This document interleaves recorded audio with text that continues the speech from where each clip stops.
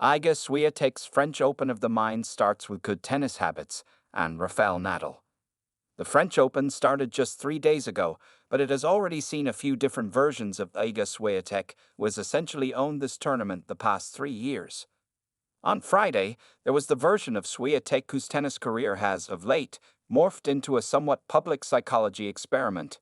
Each match and each appearance in front of a microphone becomes a representation of the inner workings of her brain, rather than a discussion about the inner workings of her tennis, which is peerless at its best.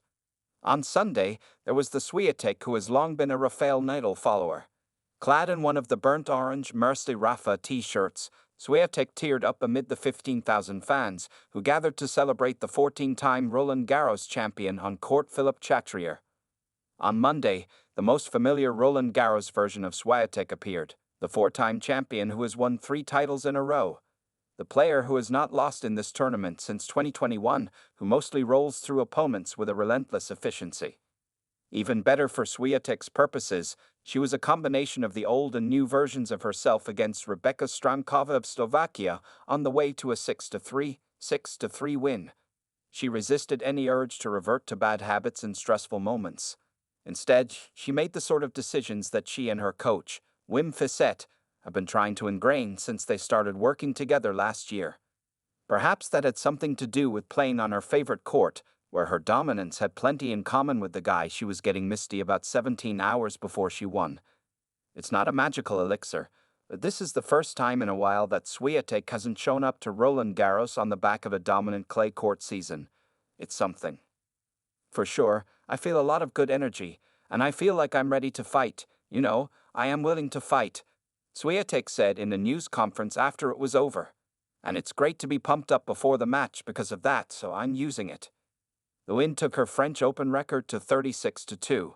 Nadal went 112-4. And the conversation was about what was going on inside her head rather than in her hands. The two are very much related, and there was plenty of evidence of that against Stramkov, but not the evidence of the past year. Of late, when Świątek falls behind to an opponent like Stramkov, who can slash winners from all parts of the court and roll downhill with little warning, she has fought fire with fire. Her formula for a while has been that when swinging hard isn't working, swing harder, which has led to more frustration than wins. Early in the second set of their match, Stramkov caught fire. She cracked forehands down the line and slid about the court, keeping Świątek on her heels and going 3-1 up with a break of serve. Świątek was unmoved. She held serve for *3-2 Stramkova and then got to 0-30. Then she jumped on the next 2 serves, but she didn't try to bang her way out of trouble, as she has for months now. She curled an inside-in backhand into an open area well inside the sideline. Then she did the same thing with an inside-in forehand.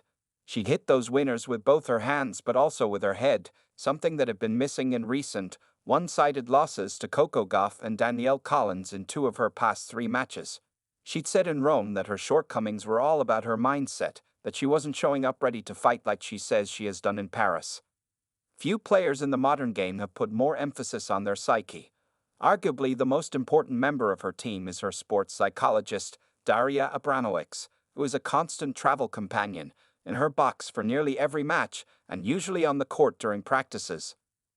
Świątek said she has leaned as hard as ever on Abramović in a trying past year, in which she lost the No.1 ranking and went through an anti-doping investigation and suspension. Those experiences, she said, have caused her to struggle with her focus on the court and occasionally lose her temper, as she did when she smacked a ball out of the court during a loss at Indian Wells to Mira Andreeva.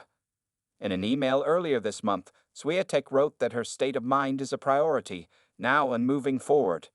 Mental health awareness has always been, and will continue to be, a significant topic for me, she wrote. I have consistently been open about the vital role that both mental preparation and maintaining mental health play in top-level sports. It's crucial that we recognize the distinction between a momentary lapse in focus or facing a couple of minor challenges, and genuinely struggling mentally, as these phrases convey very different meanings. To be clear, I am content with my life and my mental well-being. However, that doesn't negate the fact that I could sometimes be more efficient with my focus and energy management, which is an area I'm actively working on as a part of my performance. I truly appreciate the support and guidance my team provides, both on and off the court, as they share their knowledge and expertise with me. It's all about finding the right balance that works for me, and I will make my decisions based on that.